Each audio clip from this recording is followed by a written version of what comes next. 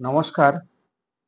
আগের দিন আমি দাবা খেলা নিয়ে বলেছিলাম যে কিভাবে দাবা খেলবেন, কিভাবে গুটি সাজাবেন, কিভাবে বোর্ডে গুটি সাজানো হয় সেটা দেখিয়েছিলাম। সেদিনকার আমি বলেছিলাম যে গুটির ফাংশনগুলো কিভাবে চলে। আজকে আমি সেই ফাংশনগুলি দেখাবো।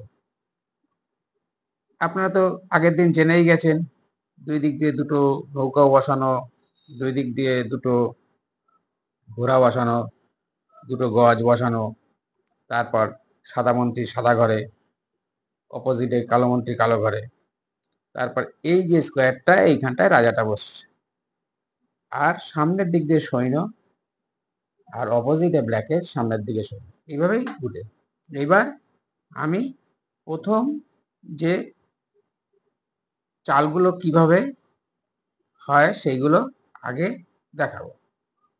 প্রথমে একমাত্র এই বোর্ডে ঘোড়া এমন একটা গুটি, সে একমাত্র লাফ দিয়ে চলতে পারে, আর বাকি গুটি যদি পন ওপেনিং না হয় সে কখনোই চলতে পারবে না। তাহলে প্রথম চালটা আমি দেখাচ্ছি ঘোড়ার চাল। ঘোড়া সবসময় আড়াই ঘর যাবে। আড়াই ঘরটা কিরকম?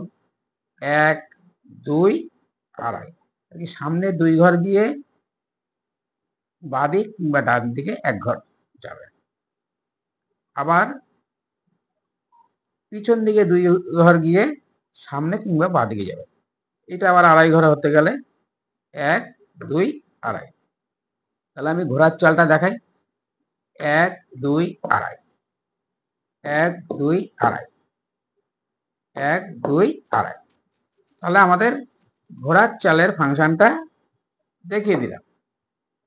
এইবার তারপরের চালটা হচ্ছে একটা গজ কিংবা মন্ত্রীর চাল দেখাবো। এইবার আগে বলে দিই, এই যে সৈন্যগুলো প্রথমে যদি 2 ঘর যায়, পরের দান থেকে 1 ঘর 1 ঘর 1 ঘর করে যাবে। লাস্ট যদি প্রমোট হয় তো কুইন হতে পারে, ঘোড়া হতে পারে, গজ হতে পারে, নৌকা হতে পারে, যাই হোক। আর প্রথম দান যদি 1 ঘর যায়, তারপরে থেকে 1 ঘর 1 ঘর 1 ঘর, কখনোই প্রথম দান 1 ঘর গেলে পরে আর 2 ঘর কোনো সময়ই হবে না।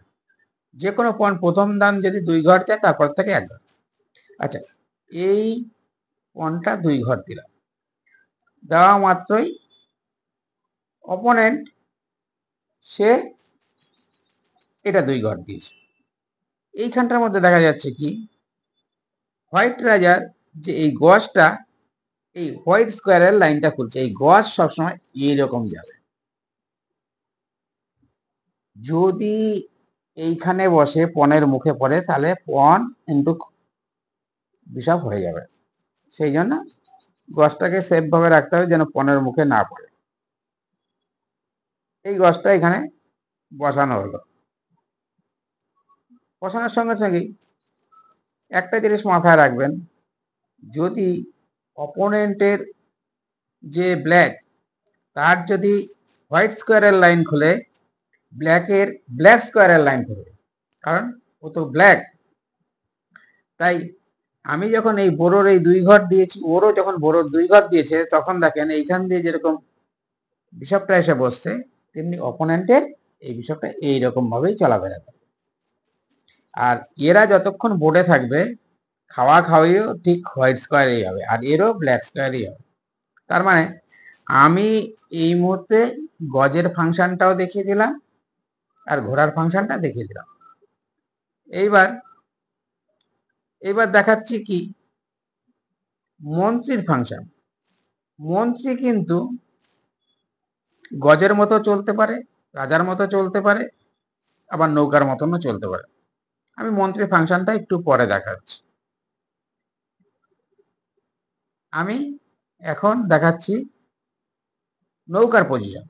নৌকা কিভাবে চলাফেরা করে।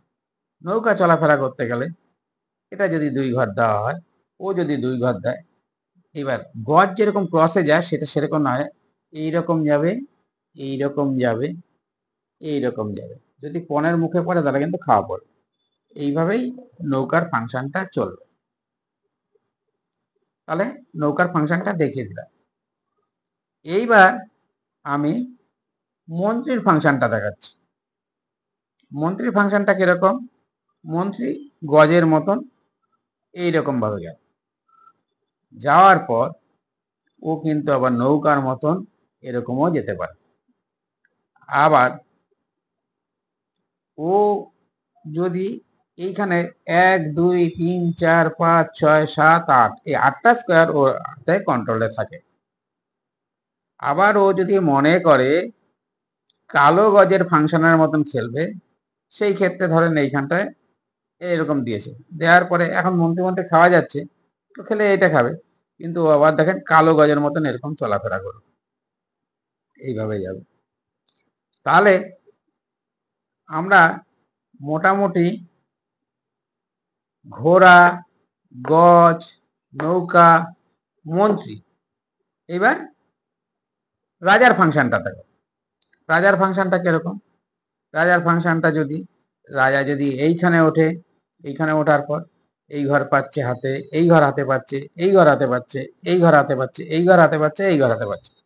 তাই ও যদি এইটা করে, ও যদি এইটা করে, এইটা করে, এবার ও যদি এইটা করে, ও যদি এইটা মারে, তাহলে এবার দেখা যাচ্ছে কি রাজার রাজা 1 2 3 4 5 6 7 8, এই হচ্ছে গুটিগুলোর ফাংশন দেখানো হলো। নমস্কার, পরের স্টেপে আরেকটু ভালো করে দেখা।